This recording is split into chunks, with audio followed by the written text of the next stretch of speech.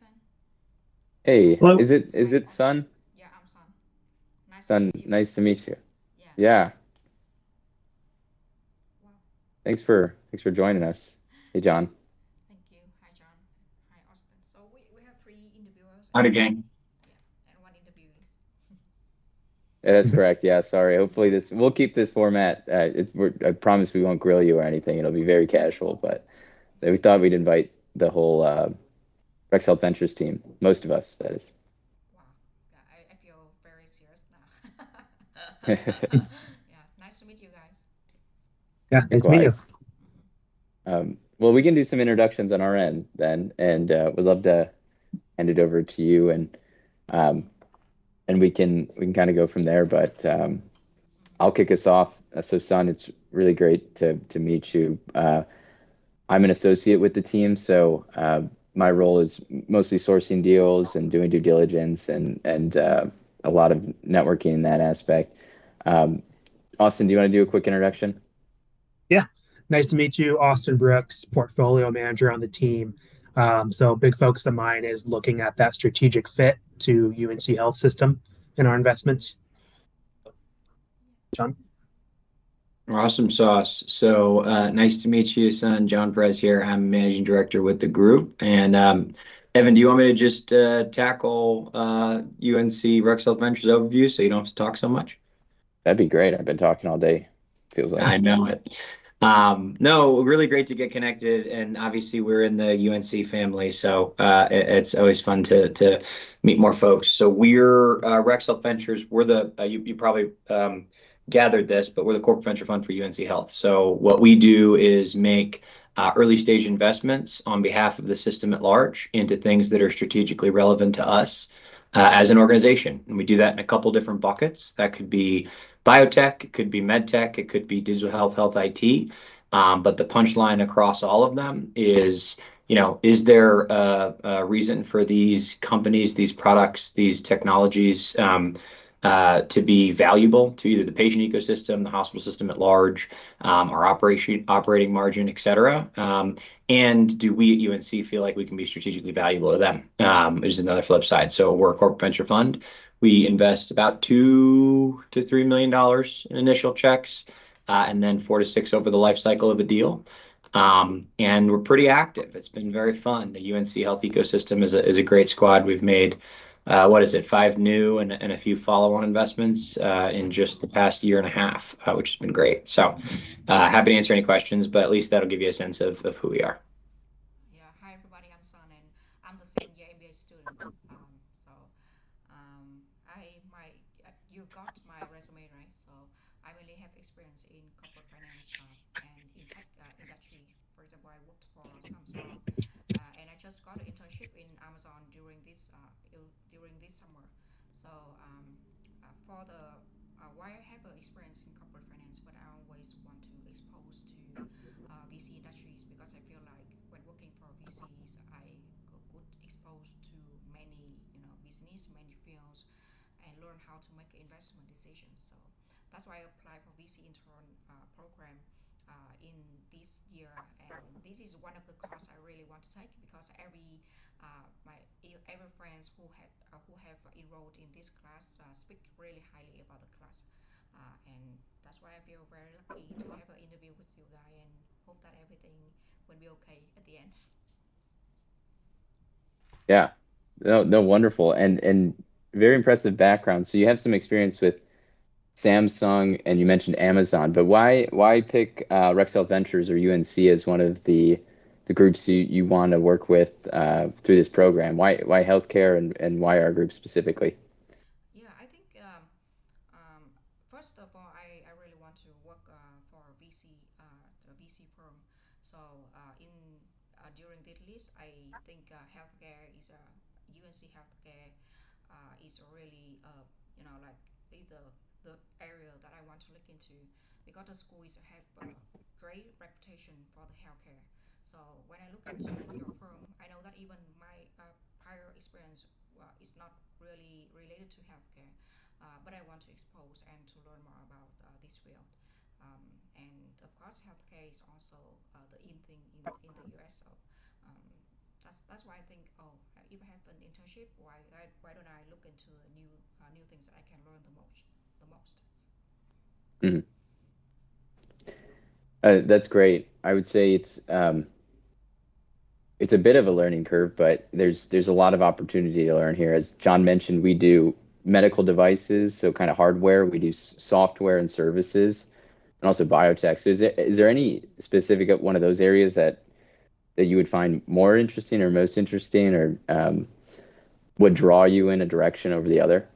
Yeah, indeed, I have experience in technology, so I feel more interested in like biotech and medtech because I can apply my prior experience on when I during my internship and also when working for that fields. I feel like I can learn some big innovations in the healthcare system. Hmm. That's great.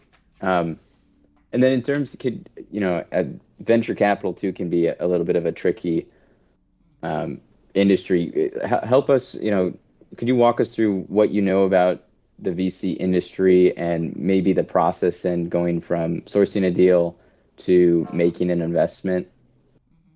So the first one the first thing I want to talk about VC is like the industry is very unique and kind of small comparing to other kind of investment like PE or like a public investment.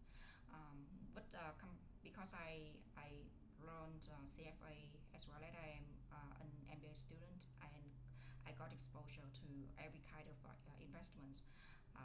I feel like in VC the VC investors really care about the VC model, about the products, about the management teams. That I really appreciate because comparing to public investment or like a PE, I feel like they are more kind of like care about the cash flow or care about not care about the ventures at the early stage. So when I think about what an investment firms can contribute to a venture and have them grow, I always think about VC. And also I like the people in the VC industry more because I feel like they always try to build the long-term relationships with the ventures, not like other kind of investment. So I feel like it is the environment I want to work for. In terms of like VC deals process, I think it could start by the first one is like a deal sourcing or deal screening when the VC investors and also like ventures are trying to reach out to each other to like offer to like make a connections and one for the VC investor they want to find a deal who want to find a ventures and venture want to get investment. So it's the first step, and then the VC can do screening, and if they like the ventures, they can make the due diligence, and if the due diligence works, they can offer like term sheets to the ventures, and then do the valuations, and at the end, the deal can be closed if ventures and the VC feel like they fit with each other. So in overall process that I learned so far. Hmm. Yeah, that pretty much sums it up. I think it's a great overview. Um, Austin, John, you want to jump in with any specifics? Yeah. Thank you for that overview. I guess quick question. So you obviously very finance oriented background. The part of VC, obviously, it all comes back to finance, but there's a lot of other parts, so strategic due diligence, the vetting, management teams, etc. Are there any of those parts you're looking to jump into, or are you more wanting to focus on the financial diligence part? I think in terms of finance in the VC is not the most important thing because I learned throughout some courses the mathematical things are kind of simple. But I feel like the most important thing is like the business argument and the expertise about the industry. So how the VC investor can make the decision.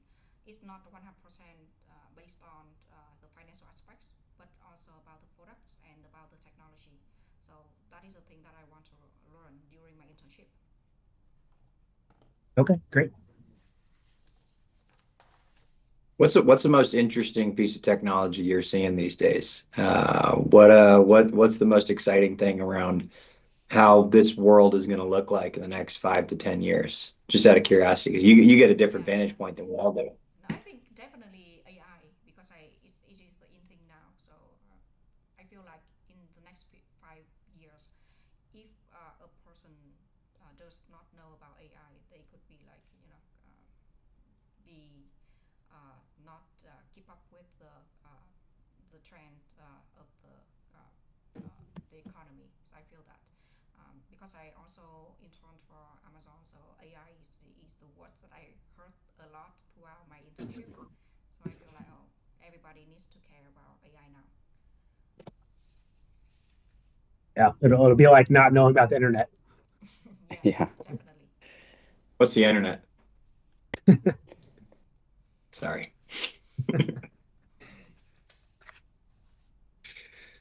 well, to that point. Do you have any favorite projects from your time at Samsung or Amazon or really anywhere you worked? And why do you remember those ones as some of the favorite ones you've worked on? Yes, I want to share about my project during my internship, and it is about like a delivery experience. Specifically, my project is to try to set the delivery fees for the specific area in the US for the Amazon. So, what is the challenge? The challenge of my project is like because when I want to set the delivery fees for the customer, I try to like protect the profitability of the company, but at the same time, if I raise the fee so much, it could like impact to the customer experience. And that's why I always try to balance between how to set an appropriate delivery fees for the customer. And also during this project, I always not only look at the revenue of the delivery fees, but also look into the delivery cost and how I can, tailor the fee so that it could fit the several goals. That is one thing that I feel very challenged. But also because Amazon had the customer obsession, leadership principle. So I always think about what kind of reactions that customer would have if I change the fees. So my project is challenging, but I feel is very interesting. So I learned a lot throughout this project. Hmm. That's great. Thank you. But I'd want to open it up to you to ask any specific questions about the fund. Do you have, we can elaborate on how we invest or, any unanswered questions you have, feel free to shoot them. Yeah, so I believe that the main focus of the fund is on healthcare. But I find some deals that a bit not really healthcare. Healthcare, for example, uh, Phenolic, right? For, Phenolic. Panonic. Yeah, Phenolic. So Yep. and also Brian. So Brian Yeah, AI. correct. Yeah. So No, you're, yeah. so do you think like is are these deals really related to healthcare and why you guys make that decision when invested in that deal? It's super observant, I would say. First of all, you definitely spend some time on our website or reading through the news disclosures to make that connection. We those companies originated as healthcare oriented companies. So Phenonic specifically, they have IP around a cooling chip that was originally used in um, logistics for cold chain for hospitals. So delivering vaccines was the main use case they started out with, and like everything, AI became the buzzword. So they moved into a direction that was much more valuable for the company. But when you make an investment, you become an equity holder, Mm-hmm. and your alternatives are to ride it out with the company or to sell on a secondary market. And the Mm-hmm. company's really done well, in the AI space. So we've held on to those shares. But and the same thing goes for Prion, where they were building basically, you know, uh, what's the word for it? The data retrieval engines on premise for healthcare facilities because security is so important. But they realized they had a good avenue to move into government and other kind of other highly secure um, businesses. So they still are in healthcare, but their branding has shifted to be not just healthcare focused. So very observant, I'd say. But yes, all of our investments, I would say they originate as healthcare investments, but may pivot a little bit from their original mission. Yeah. So I feel like the healthcare industry is very huge. Because I look at your deals and I feel like each company have their own business models and also different healthcare solutions. So what do you think like it could be the trend of the healthcare industry in the 5 years to 10 years?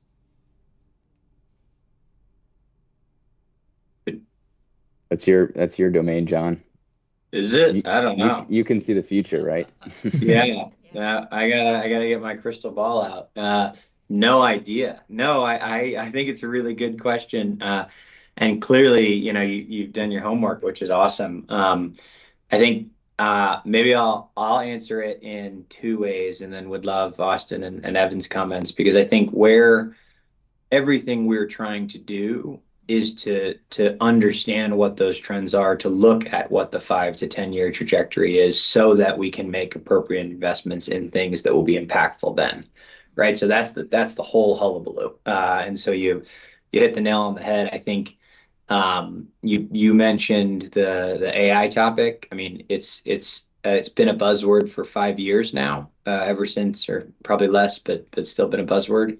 But the a way that technology is going to improve the workflow and the automation across a health system is massive. We're already seeing it in different pockets. What that looks like in 5 to 10 years is anyone's bet. But we're already seeing a world in today where there could be an agentic workforce on the payer side, the provider side, fighting over dollars that are non-human specific. Like, how does that workflow play out in 5 years? Is what we're trying to figure out so that we can then understand the technology to look at. I think the med tech space is also really interesting. I'd be curious, Evan, your take. I mean, it's very similar. There's still going to be things that we can develop that are going to be physically valuable for the different patient populations and for different chronic conditions and different use cases. How those technologies get on the market is probably more interesting. We're already seeing the FDA embed their own AI into making decisions on how technology can be approved. And so how does that impact our investment strategy, et cetera? And then, I think the payer landscape and the political landscape right now in the U.S. Is providing its own headwinds and tailwinds on. But what is the overall business model of healthcare, and how are patients engaging with the hospital system, and what will that look like in 5 to 10 years, right? I think there's kind of the traditional, hey, I'm sick, I go to the doctor. There's already a whole boatload of models where patients engage with consumer applications, different activities to try to solve for X pain point. In 5 to 10 years, am I going to be plugging my blood work into ChatGPT, or am I still going to be going to a PCP? Or am I only going to be looking at specialties? And so the overall business model of healthcare continues to evolve, and how that will change in 5 to 10 years, especially given the payer, the unique, challenging reimbursement landscape that we have with the payer provider relationships, I think is a big one too. So that's a lot of ranting, and probably hit a fraction of what is a valuable answer. But I don't know, Austin or Evan, how would you unpack that? Yeah, no, I think that's well said. I think when you look at our investments, some try to have a seat in a big trend, and some is following a very niche, maybe treatment for heart failure patients, et cetera. So we're kind of trying to unpack both of those. I think the only kind of bigger trend I would kind of add to it is more and more doctor shortage and more sicker people. So how do we see more patients with less providers, get providers more time to actually see patients, et cetera. So I think that's kind of another kind of big trend. Yeah, because I have experience in VCIC, as you might know, it's a competition for VCN, and I met some startups, and they often mention about like apply AI into the healthcare processes so that the patients can get the diagnosed faster, and it could save their times, and also they can integrate their system to shorten the time for when the customer get like the prescription, right? And then send it to insurance so they can save time and get the reimbursement faster. So I feel like in the healthcare industry in the US is very huge, but there's a lot of opportunities to like innovate and then facilitate the process so it could bring more values for the customers. Yeah, absolutely. And I think that's well said. I think healthcare is usually, at least on the consumer facing side, is behind other industries. Probably don't innovate in that side of things as we see in other places. So, well said. Yeah. So how do you, what do you think like the intern can help you guys during the internship, at least for the 1 year during this program? I think we really operate under the assumption of let the intern, direct themselves in whichever way they find most interest or most valuable. So we will offer up, we're a small team. This is 75% of the team. So we all play a role in deal sourcing. We all play a role in the due diligence. We all play a role in supporting the portfolio companies after we make an investment. So there's unlimited opportunity to plug the intern in wherever and on any of those projects. But if you find yourself drawn more towards the deal evaluation, we can lean in there versus if you find more value in helping our team meet with the doctors and understand the pain points that drive our investment thesis. That's always an area that needs a bunch of hands on deck too. So there's a lot of, I think, really unique opportunities and diverse opportunities that we could find some projects on. Yes. So I understand that you have a like a flexibility for the interns to choose which field that they feel comfortable with and or they are good at. But what do you require from the interns during the 1 year? So it's you know, I think it's 8 to 10 hours a week is kind of what Jan and Mitch are expecting. So we would do that, um, at a minimum. And then if the intern wanted to jump in more, just out of pure interest, there's always an opportunity to do more. But we're flexible and we're at hybrid work. John is actually fully remote, but Austin, Anita, and I, we have an office in downtown Raleigh. So we'd love, if you're able to travel and join us, once or twice a month or as much as you want. We really value that office time, face-to-face time to just think through deal flow, think through opportunities. So really, besides the time commitment and a little bit of face-to-face time, the requirements are pretty loose. I think we just want someone who's engaged, curious, and motivated to kind of help us out. But there's no set project, and there's no set kind of um, expectations of work that we've said. It's more, we hope you get out of this internship more than we do in terms of education and experience. Yeah, thank you so much. I think you are very thoughtful, and I really like what because you are have intent to support the intern, so I really appreciate it. Yeah. But for in like a person who do not have background in healthcare, so what kind of support do you have a plan to help them at least in the first few months when everything is new and maybe overload for intern? I think it's like drinking through a fire hose is what people say. So if you know what I mean, there it will be a lot, and we've all had to go through the experience of learning healthcare and venture. I think we all kind of stumbled into this, and so it will point you in the right direction for resources and encourage you to ask questions. But it will be probably a little bit of upfront Googling on what does this term mean, or what does this mean. So um, unfortunately or fortunately, ChatGPT is really good at deciphering acronyms and healthcare nuances. So you've also got a friend in that. But no, I mean to be fair, it is a lot. Like healthcare is a different language sometimes, but we'll try our best to help you, kind of understand it. Yeah, thank you. So at the end, I feel like AI is still the thing that can support us a lot, right? Yep. Yeah, thank you. Yeah, that's all of the questions I have. So if you have any questions for me, just feel free to ask. Yeah, maybe just outside of school and work, what are some things you like to do? Yeah, besides the school, right, and work, right. Currently, I am the president of the Pride Club.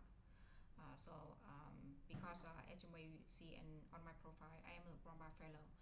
So which means I got a fellowship from the Romba organization. So for the first year, I was focused on recruiting. So, but after I got the internship, and I feel like the second year could be a time that I went paid forward. I mean, like, I want to contribute more for the LGBTQ plus community in my school. Today I just got an event when I introduced my club to the first year students, and I really want to engage them to join the community. And in this year, I will host some events to support them in recruiting as well as networking and how to help them throughout their 1 year. So this is my goals. And besides, after studying, I want to spend some more time enjoying my life in North Carolina that Yeah. I didn't spend much time last year. Yeah, that's great. And yeah, you're in a great city and state, so a lot of stuff to do. Yeah, thank you. Maybe just logistics. Um, Yeah, just uh, regarding class load for the next semester, do you have an idea of how much that will be?